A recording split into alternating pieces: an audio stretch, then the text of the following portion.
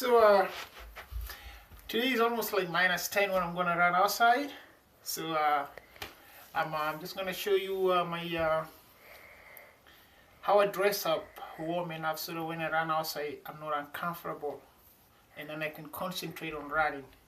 So usually you can see I've already put on my long sleeve shirt, which is like a warmer, heat warmer. You can clearly see that. That's the first one I put on, and then you can see my skin tight. I got this from Under Armour. More like it does two jobs. Keeps my holds your muscles in place, and then of course it's keeps you warm. And it has a side pocket here. I usually put my cell phone in here so that my app can record all my distances, and it has a GPS, so GPS. And my kilometers and all that, and yeah. So I'm just gonna show you how I dress up warm. I'll start from my feet down here. You can see I usually end up putting on 2 pairs of socks because I put on heel warmers or toe warmers, and you don't want to put the toe warmers straight up to your skin because they may end up causing blisters. But before I do that, I usually different people have different ways of dealing with blisters when they run, especially long distance running. I found out mine is just Vaseline. So what I do is I usually kind of put Vaseline all over my toes, in between my toes, and here my heel, back here. My sole, pretty much the sole of my foot, I kind of put on, and that's what works for me. I never ever get blisters from running. I've done a couple of 50k runs in a day, or in one go 40k runs when last year when I did my 300k run. So usually I put that, and then I put my first pair of socks on. Because it's cold outside, so I'm gonna have a long pair of socks, and then after that I can stick the toe warmer in there. So I use this toe warmer, so you can clearly see that.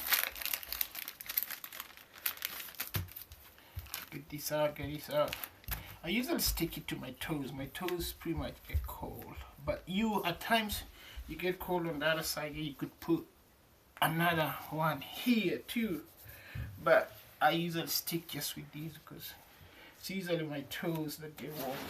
And then after that I put a really very light pair of socks to kind of hold the heat warmers in, because they kind of fall off. So like you can clearly see here that it's falling off. So I'm gonna hold it in place with this light pair of socks.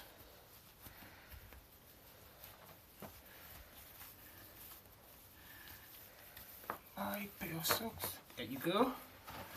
Put that on, and I'm pretty much set on this side. And then I do the same on my left foot. Get my Vaseline between my toes and pretty much the whole of my my sole of my foot here. The back side especially, I don't want to get. And here I don't want to get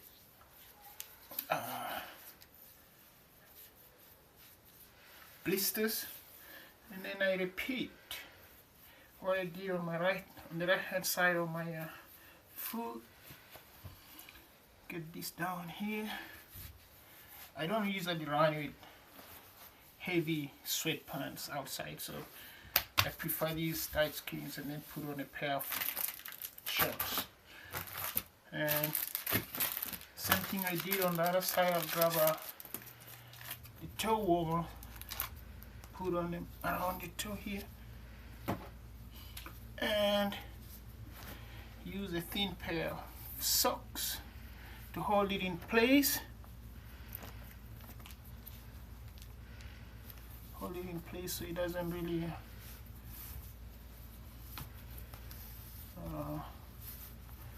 there you go. I can feel it. I want to make sure it's actually resting on the toes, because my left toe is always the one that gets the brunt of the cold, so I'm always protective of it, especially if it's a minus 20 degrees Celsius outside. I've not run too many times in minus 20. Usually around minus 15 is where I mostly run. Minus 20 once maybe in a while, but when it gets colder than that, I don't go running outside. But this winter has been good. Hasn't been really that many days of super cold, so I haven't missed too many days. So you can see this part is clearly good. And then of course I put on my pair of shorts here to get myself ready. Pair of shorts. You want to tuck in a little bit so that too much air doesn't really, cold air doesn't flow and make you uncomfortable, but you can clearly see that you still need some air to kind of circulate so that it gets out the heat, the sweat and all that. So that's that. And then of course I put another layer, usually a shirt, a cotton shirt like that, t-shirt. That works for me. And then after that, then I put on this, my wind breaker, because there's a lot of wind. I specifically bought this just for running. I knew from years past how the wind can make you really cold when you're running, and plus you want to protect yourself, especially the area around your chest. You don't want the wind going in straight up with the cold. So this pretty much is what I would do when I go running outside minus 10, minus 15 or anything. So now then, since all this is done, and then I go back again and then put on my shoes now, my running shoes. These ones don't have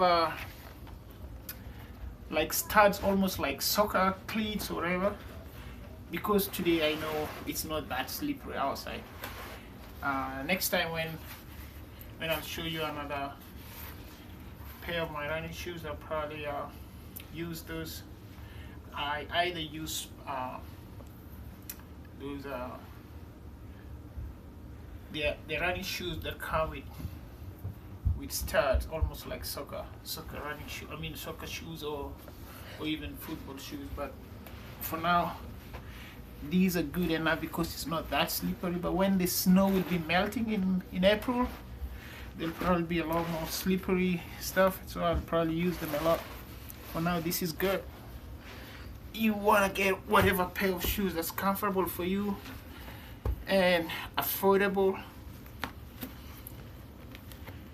because at the end of the day it's all about running. You don't want to buy something that will destroy your wallet. You know what I mean? Yeah. So usually, for some reason, my laces usually a little bit, come apart a couple of times when I'm running, and that's one thing as a runner you don't want to do. Keep stopping in halfway or through a run. So you usually kind of do like a double knot or a triple knot. Make sure that it never ever comes apart, so that I don't have to stop and break my rhythm. Or same thing here. Then I dress up and get this again. 1, 2, and then a third one maybe. And then now you want to have a toque or beanie to protect your head from the cold. I don't want to use my hoodie when I'm running. I use it once in a while when it's really windy, but for most part I use the beanie here. So the toque here.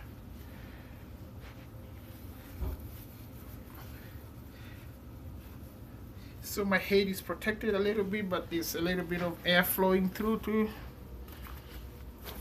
So you don't want to cover it all the way like that, unless it is really windy. But if it's not, you still want some air to flow through and drive some heat out, get some air circulating through.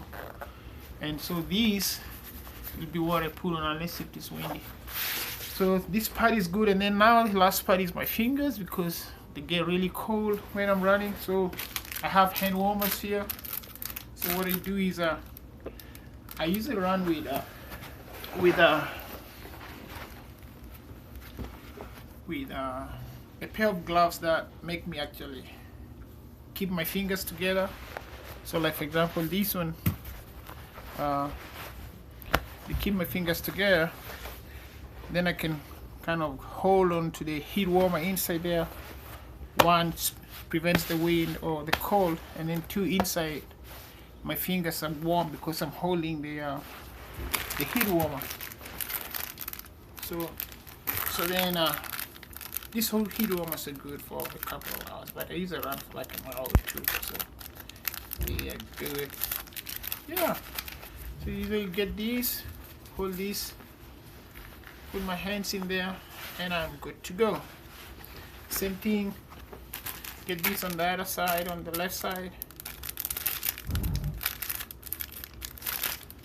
and put these in there, and yeah, and then with all these, then I'm ready to go. But before I go, of course, I just want to show you the whole outfit. That's the whole outfit. That's it. It's -10 with the wind, probably -16, -20. I don't know what it is with the windshield, but I'll go outside and have a good run. And I'll be warm as hell, and I will be comfortable running. This is pretty much it. I'm all dressed up. Next time I'll show you a video on my I usually, when it's cold outside, you want to stretch inside, do all your warm up and stretch inside. So when I go outside there and I drive to where I usually run, and then I can just do a few stretching here and then start running right away. Usually it's so hard to stretch out there when it's -15 or -10, when you're a little bit cold. You don't want to do that, so you just want to go and run away. Cool.